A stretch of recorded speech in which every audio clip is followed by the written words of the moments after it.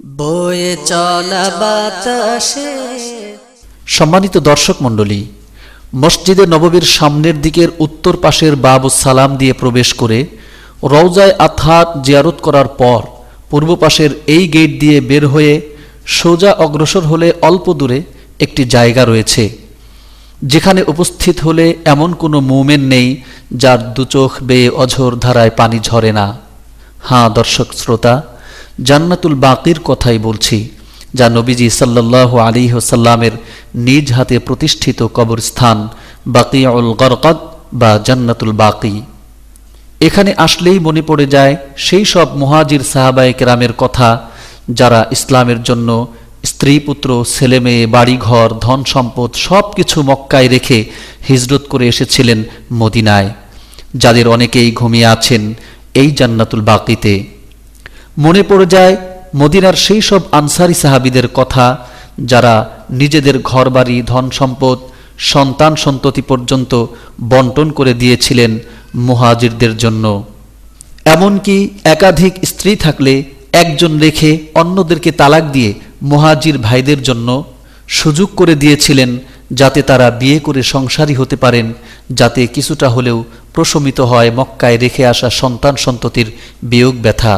নিজেদের খাবার তুলে দিয়েছিলেন মুহাজির ভাইদের মুখে।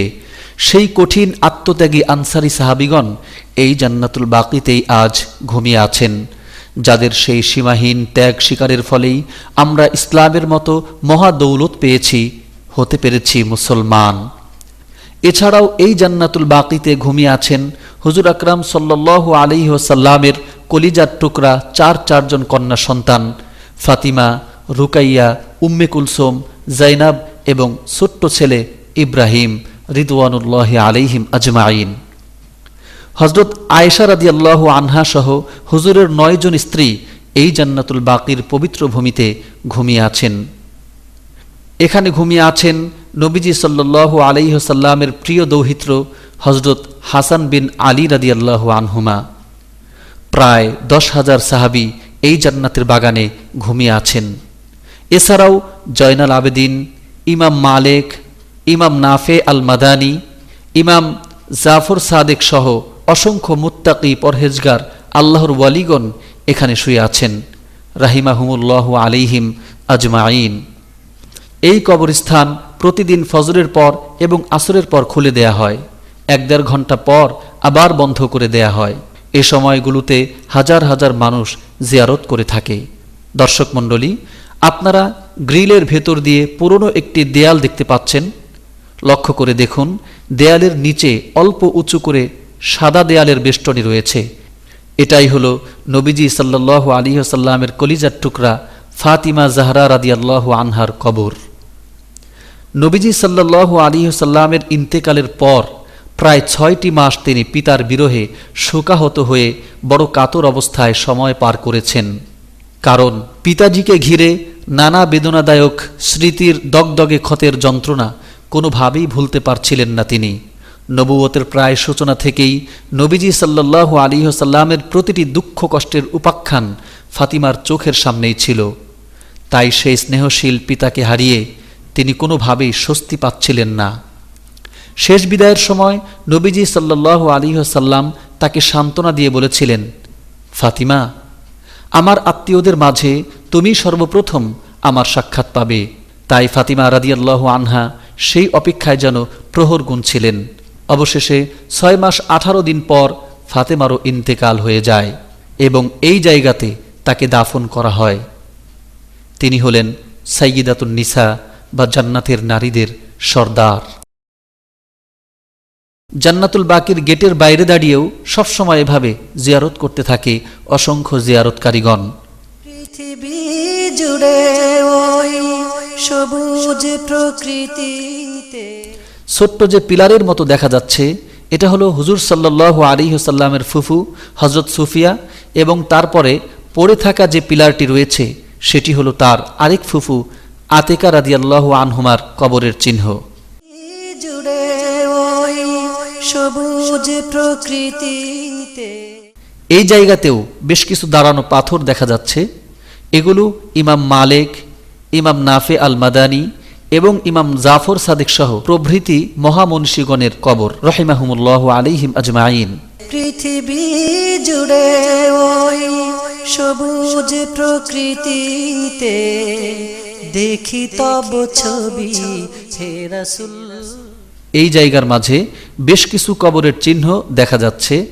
এখানেই রয়েছেন নবী সাল্লাল্লাহু আলাইহি ওয়াসাল্লামের পুত্র হযরত ইব্রাহিম ইবনে মুহাম্মদ, যিনি শৈশবে ইন্তেকাল করেছিলেন এবং এই জায়গাতেই তাকে দাফন করা হয়।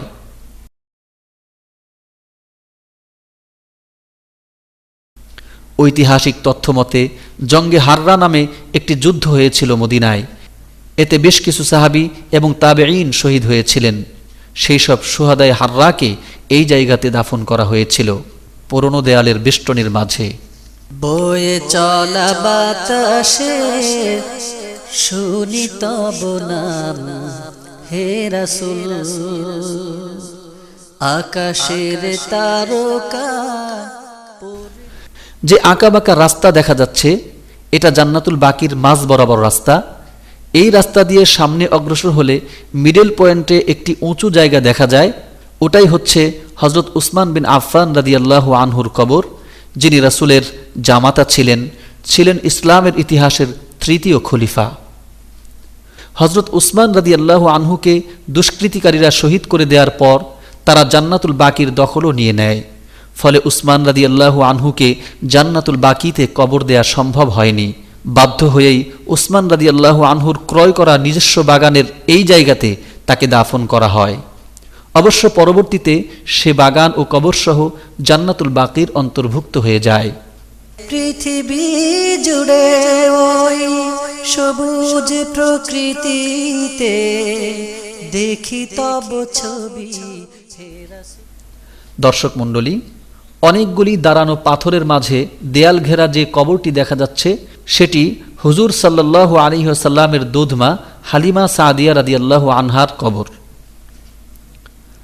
সম্মানিত দর্শক শ্রোতা, নবী, অলি, বাদশাহ, ফকির যেই হন না কেন, সকলেরই সর্বশেষ ঠিকানা চার দেয়ালে ঘেরা ৩.৫ হাত মাটির বিছানা। মহান আল্লাহ তাআলা বলেন, আইনামা তাকুনু ইউদ্রিকুমুল মাউতু ওয়ালাউ কুনতুম ফি বুরুজিম মুশাইয়াদা। হে মানুষ, তোমরা যত নিরাপদ জায়গায় আশ্রয় নাও না কেন, মৃত্যু তোমাদেরকে ধরবেই। কুল ইয়াতাওয়াফাকুম মালাকুল মাউতিল্লাযী উক্কিলা বিকুম সুম্মা ইলা রাব্বিকুম তুরজাউন। তোমাদের জান কবজের দায়িত্বে নিয়োজিত ফেরেশতা তোমাদের জান কবজ করে মৃত্যু ঘটাবেন, অতঃপর তোমরা তোমাদের রবের নিকট ফিরে যাবে।